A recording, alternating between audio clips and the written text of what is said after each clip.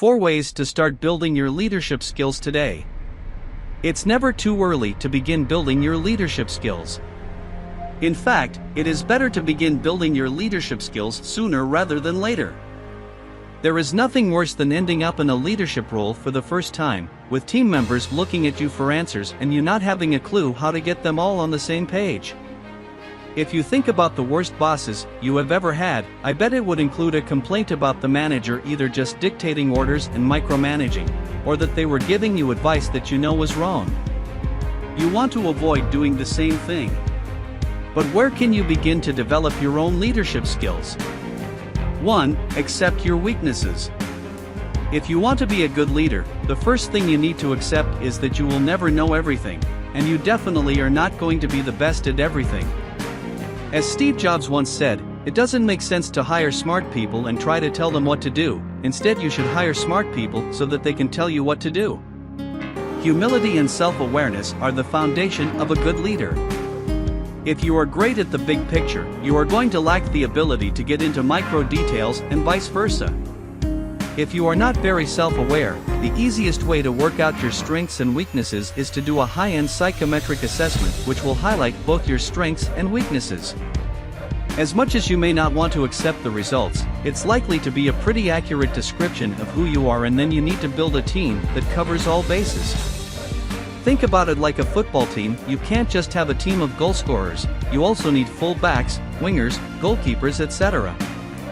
No one can play all of these positions well. This is why you need to have a team to deliver the results. Only a poor leader thinks they, or someone else, should be able to play all positions equally well. 2. Work on your communication skills.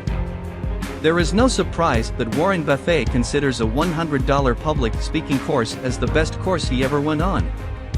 If you are going to be a leader, you have to be able to communicate. If you cannot communicate effectively, then you cannot get people to buy into your ideas or to follow you. If you can't do this, then there is a limit on how far you can progress into leadership. How could you be CEO or head of your division or a founder of your own business if you can't convince anyone to do what you want? Follow Warren's lead and invest in building your communication skill set. 3. Pursue your passion. A simple question: are you doing what you love? A role of the leader is to lead. In order to lead, you need people to follow. Who are you more likely to follow? Someone who is energized and passionate about what they are doing and convinced it's the right thing to do, or someone who just shrugs and says, well, I guess we need to do this now. If you are not hugely passionate about what you are doing, very few people are going to follow you. If you want to inspire others, you must first be inspired yourself. 4. Be authentic. Finally, it's important to understand that being a leader means admitting when you are wrong. There is not a single person on the planet who hasn't made a mistake. Failure is a key part of any journey. It is impossible to get everything right on the first attempt. We have all worked for that boss who can never admit they are wrong.